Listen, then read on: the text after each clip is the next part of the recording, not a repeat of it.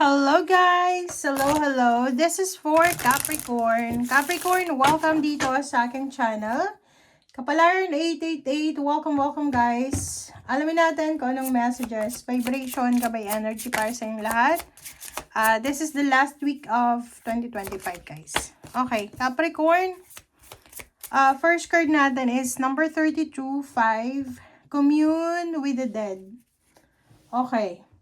So, yung first card mo dito, this one is related doon sa mga Capricorn. Na siguro marami kayong kapamilya na nasa ikalawang buhay na. They're literally dead. So, parang, halimbawa, yung lolo, lola, or kamag-anak, sinasabi ng baraha sa'yo na possible na may mga synchronicities, mga signs, symbols, signals na makukuha kayo through dreams or yung mga amoy, mga naamoy nyo dati sila, yung mga pabango nila, ganyan-ganito. So, there's a message, especially if you are Capricorn, na marami kang mga problema or mga hinaing sa buhay. Marami kang mga, anong tawag dito, yung kinikim-kim na galit or anything na negative sa puso mo. So, dito sinasabi na if you're worried, okay, may mga messages ka na kailangan bantayan. Kasi minsan, hindi natin masyadong napapansin na may mga messages na galing sa ating mga ancestors, sa ating mga ninuno, sa ating mga mahal sa buhay na nasa ibang, sa ikalawang buhay na nakakatulong pa rin yun sa buhay. So, dito, sinasabi ng barahan na kung may mga panaginip kayo na recurring dreams, diba? Yung mga every night, palaging yung isang taong yun, or ano man, maybe there's a message na kailangan yung marinig, or kailangan yung malaman. Na pwedeng makatulong sa inyo, lalo na kung marami kayong mga concerns sa buhay, mga problema. Okay, next card is the Hare, Moon, propagating energy, number 14, ganun din. Sinasabi ng baraha sa'yo dito, na Capricorn, ikaw yung magiging source ng happiness ng pamilya mo, ng kaibigan mo, ng group. Okay? So, like for example, kung may mga tao sa paligid mo na they're grieving, kung may mga nagluluksa or kung ano pa man, sinasabi ng baraha sa'yo dito na possible na ikaw yung magiging source of calm, serenity, happiness, acceptance ng mga tao yan. So, wow. Okay, next is the back moon, relax energy yun. So, nakikita ko sa'yo dito na you're relaxed. And if you're not relaxed, kailangan mo mag-relax. Okay? So, if you're not relaxed, mag-relax ka. Pero kung relax ka na, you will be the reason why magiging kalmado ang mga tao sa paligid mo. Justice. Wow! This is Libra energy. So, sinasabi ng baraha sa'yo na maraming karma, karmic blessings, karmic contract na posibleng i-offer sa yung universe this 2026.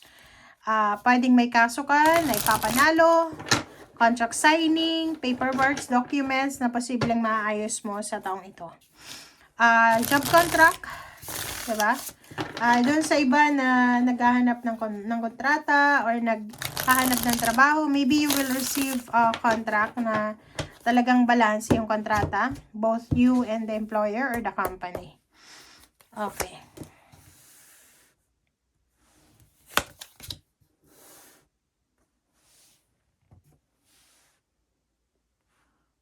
Okay.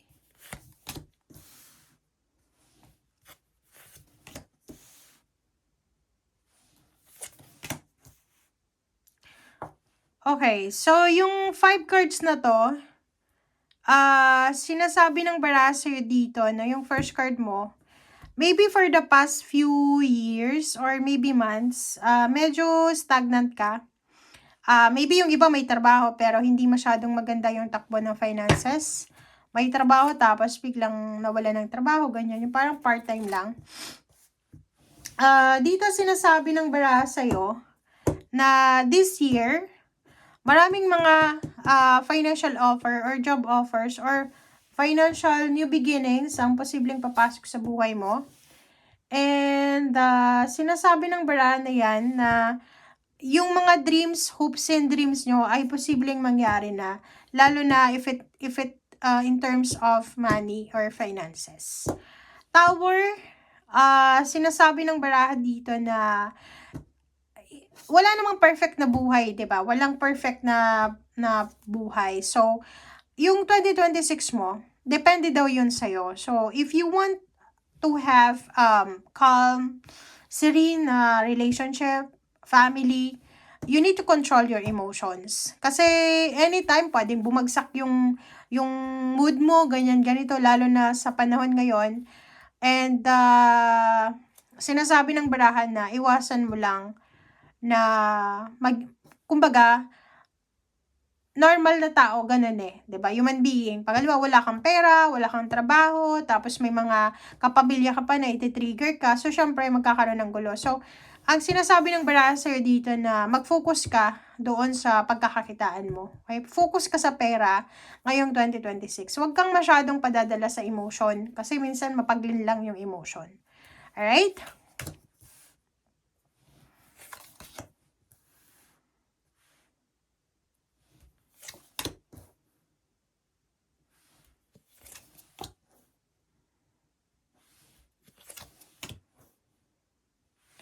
Okay.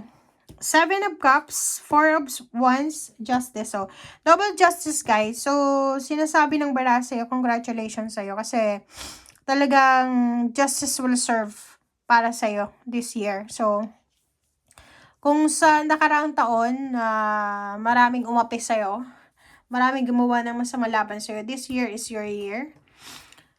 Yung 7 of Cups dito, sinasabi ng baraha sa'yo na kailangan mong gawin kung ano yung nararapat para sa iyo. Kumbaga, normally yung mga Capricorn ganun eh. Yung Capricorn hindi sila mabilis na ma-dominate, ma-manipulate.